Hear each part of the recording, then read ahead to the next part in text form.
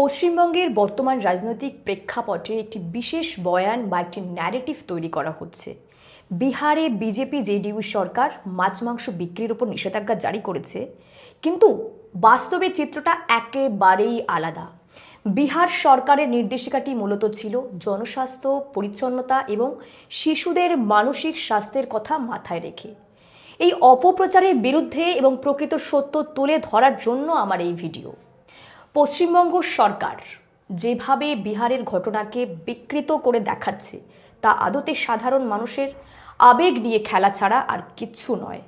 আমি মূলত এর মনস্তাত্ত্বিক এবং যৌক্তিক দিকগুলো তুলে ধরলাম। অপপ্রচার বনাম প্রশাসনিক বাস্তবতা। হ্যাঁ, তৃণমূল কংগ্রেস প্রচার করছে যে বিজেপি ক্ষমতায় এলে বাঙালির মাছ মাংস খাওয়া বন্ধ করে দেবে, অথচ বিহারের মুখ্যমন্ত্রী নীতিশ কুমার যা বলেছেন তা কোনোভাবেই খাদ্যাভ্যাসের ওপরে হস্তক্ষেপ নয়। তিনি বলেছেন রাস্তার ধারে প্রকাশ্য স্থানে পশু জবাই বা মাংস কাটা বন্ধ করতে হবে। এর উদ্দেশ্য হলো একটি পরিচ্ছন্ন সমাজ এবং স্বাস্থ্যসম্মত পরিবেশ নিশ্চিত করা। রাস্তার মোড়ে মোড়ে রক্তারক্তি বা পশুর ছটফটানি দেখে ছোট ছোট ছেলে মেয়েদের মনে গভীর ট্রমা তৈরি হতে পারে। অনেক শিশু রক্ত দেখে ভয় পায়, যা তাদের মনে দীর্ঘমেয়াদী আতঙ্ক সৃষ্টি করে। পশু হত্যা দেখলে শিশুদের মনে সহমর্মিতা কমে গিয়ে হিংস্রতা বাড়তে পারে, অথবা তারা মানসিকভাবে কুঁকড়ে যেতে পারে।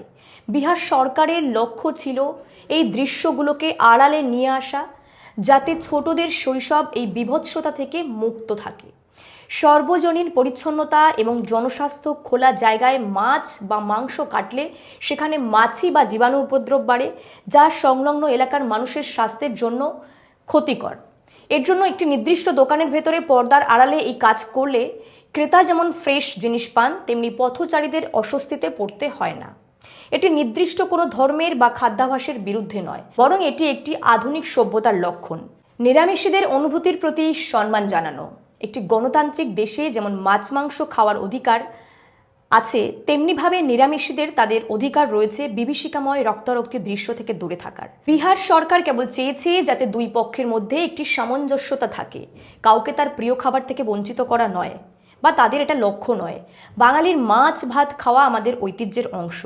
বিজেপি শাসিত অনেক রাজ্যই রয়েছে এরকম, অসম, গোয়া, সেখানকার মানুষ মাছ মাংস খান। পশ্চিমবঙ্গ সরকার ভয় দেখিয়ে ভোট পাওয়ার জন্য বাঙালির এই আবেগকে হাতিয়ারে পরিণত করেছে।